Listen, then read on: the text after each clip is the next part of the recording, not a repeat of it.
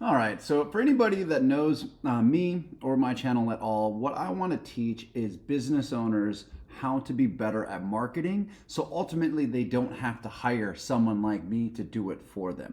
My whole goal is to get the marketing out of my head and into yours. So if you are a small business owner, these videos are always and forever will be made for you and progressing your business. And the whole goal is, listen, if you don't want to do it yourself someday down the road, you're going to be like, hey, I remember Dan. I remember that marketing Dan. I'm going to go ahead and talk to him and maybe hire him. So maybe you hire me, maybe you don't, but these messages are exactly made for that, or these videos rather. So on today's video, we're going to go ahead and talk about Google and how it can affect your small service-based business, whether you're a plumber, an electrician, a landscaper, a realtor, a restaurant owner, various different small businesses that are in your local community, and how Google is going to affect you. Obviously, you know about search engine optimization. If you don't, you should. It's called SEO for short. But what we're going to do is we're going to flip right over to my computer screen here, and I'm going to show you the simple Google interface.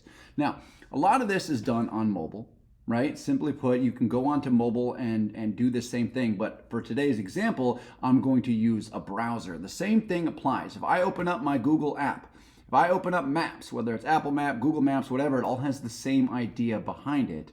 You want to make sure that your business shows up first. So what I like to do, a good example is plumbers. I got a leaky pipe bursting off back here in my condo. Water's going everywhere. I need a plumber. So I'm going to go on my phone, on my browser, whatever's nearest. I'm going to go ahead and take a look. And now what I want you guys to understand also, another really important thing here, when you're doing your marketing, always understand how it is being viewed, not from you, the business owner, but more importantly from the prospect and what they are looking at. Okay? What are they going through? What are they thinking? And then you have to curate your flow, your content, your message accordingly to that. All right, so back to this example. If I type in plumbers near me as a prospect, I got a leaky pipe busting in the background right now. I need some help. All right, so first thing I'm going to do, and I want to point out first, let's dissect the anatomy of what's going on here. The way Google makes money, quite simply put, is they make money through sponsored posts. This business right here, Roto-Rooter and Quick Pro Plumbing, are paying, and Morningside Plumbing, these three are paying for this top tier real estate. Okay, they cycle through, they get paid per click. That's what PPC stands for. And I want you to understand that this is the real estate that they are paying for. Some people will click on this. Some people don't, right? Me personally, I tend to skip over sponsored ads because something about sponsored just rubs me personally the wrong way. I realize it's not going to be every prospect that's rubbed the wrong way, but some people click on that, which is why people pay, and some people don't. But what I want you to focus on is below that are what we have is called Google Business Listing. This is what we know as the Map Pack. It's the top 3 local businesses that Google feels comfortable ranking in a specific order. Okay? It doesn't matter about reviews. Well, it does matter about reviews, but you can have this one right here could be ahead of this person, even though they got 2,600. This person could be number 1, just specifically situationally, they're not right now. Okay? But what I want you to understand, the good thing about Google Business Listing, number 1, is that it's free.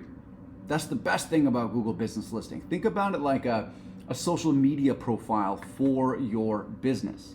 Okay? Specifically for that. Google gives it to you so that you create one and they can give their customers, their searchers, a good experience. Right? Remember that. Google gives it to you, the business owner, for free so that they can connect you better with people on their platform looking for specific things. So keep that in mind. That's the good news. The bad news, unfortunately, is also that it is free.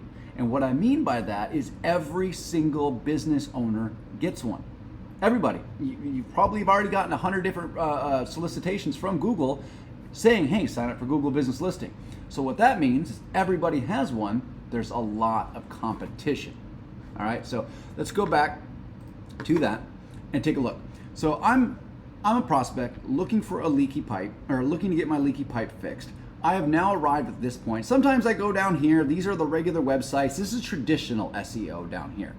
This right here, the Google business listing, is local SEO, meaning locally in this map. And as a plumber, here's where I am. Closest plumber to me is at Atlantis, which is why Google's showing it to me.